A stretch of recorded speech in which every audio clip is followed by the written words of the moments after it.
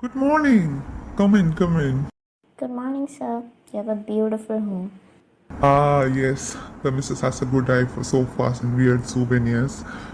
Is she here, sir? I was hoping to interview the two of you together.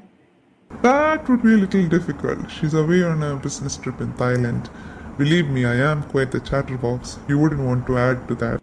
I understand that you've been married for 15 years. Would you say it has been a happy one? Happy?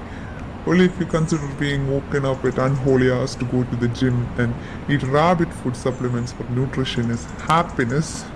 But what can you do? Relationships take work and compromises are the way to go. That's interesting. How do you navigate such differences, though? Well, my wife and I, we are different, of course. That's good on its own. She makes me think of things differently, and I do the same. Sometimes our discussions last for days with a few homely objects flying around if it gets too interesting. Do you talk it through? Of course, she's my wife. She says stupid things all the time. Sometimes she makes sense, sometimes she doesn't. But conflict is an inevitable part of any relationship, no matter how compatible you are. But as they say, communication is key. After every bickering session, my wife and I take a much needed break from each other, create a bit of a space for ourselves, and then talk it out later. Most fights may seem very silly, but it is important to dig deep and find the root cause of the problem, talk about it, and make compromises.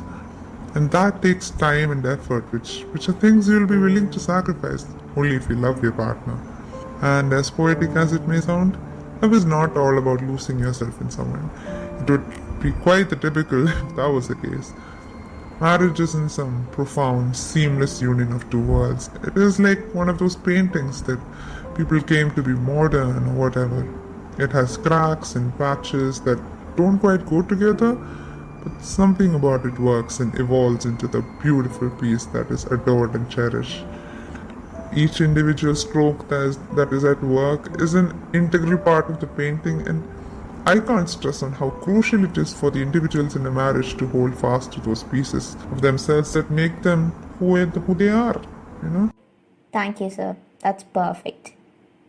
Would you like me to cut out the parts where you said your wife says stupid things all the time? You can if you want to, but I didn't think it was a secret. Before I go, I would like to leave this here and hope that you and your wife would join us on our campaign as we try to make a difference. Of course, count us both in.